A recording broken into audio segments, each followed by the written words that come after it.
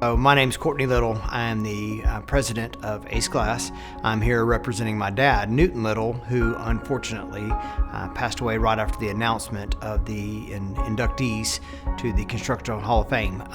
Very glad that he got to hear that personally and got to have a couple of conversations with people and knew that had happened, and unfortunately days later passed, so he won't be here to represent himself. So I'm doing it with a little bit of a heavy heart, but also excited for him because he lived a great life, was a great example, and was a important part of this industry throughout his career.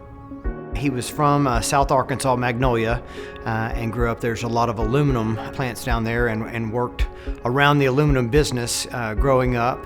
And after college, got the opportunity to do sales. Started off in South Arkansas. I went to Kansas City, St. Louis, and then back to Little Rock, and got into contract management, which put him right on the front lines of doing construction projects. And then when he had the opportunity in 1986, a company he worked for, PPG, was getting out of the construction side and just wanted to sell aluminum, and he loved construction and said, I tell you what, I'll take the construction part and buy aluminum from y'all and go put it in places. And so that was the beginning of our company, and he really loved the process and taking care of the contractors. You know, he loved the 630 corridor was always great because he would drive down through there, and they had done Children's Hospital, a lot of the campus there, and then a lot of UAMS, a lot of the buildings there, the larger buildings on that campus.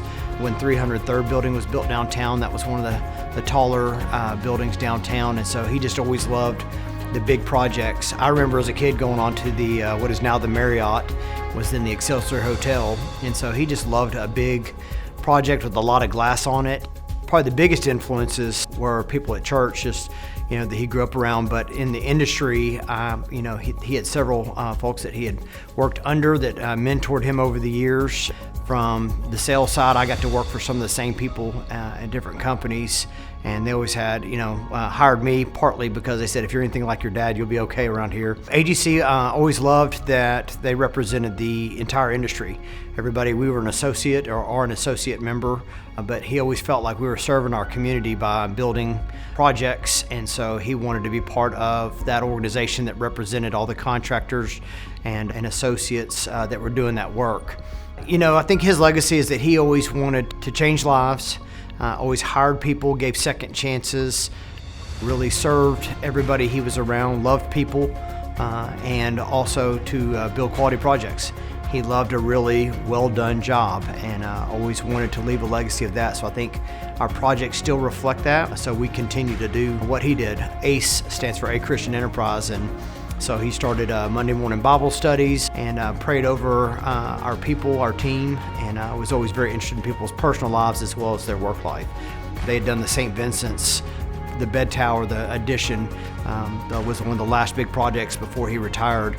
And the fact that he was in the ICU in one of the rooms in that tower, and it's on my path home every day from the highway when I go up University. So I'll always remember where in the building we were, and always be proud that was a really cool project, a lot of glass that the company did back under his leadership. At his funeral services and the visitation, I was so amazed at how many architects, contractors, people that are now senior leaders at their respective companies came up and said, when I got started, your dad was one of the first people that reached out when I had the first big glass project and I needed help. Your dad always jumped right in to help us and teach us, and was always such a kind and caring person. I would just want people to know, and he would want people to know that he meant it.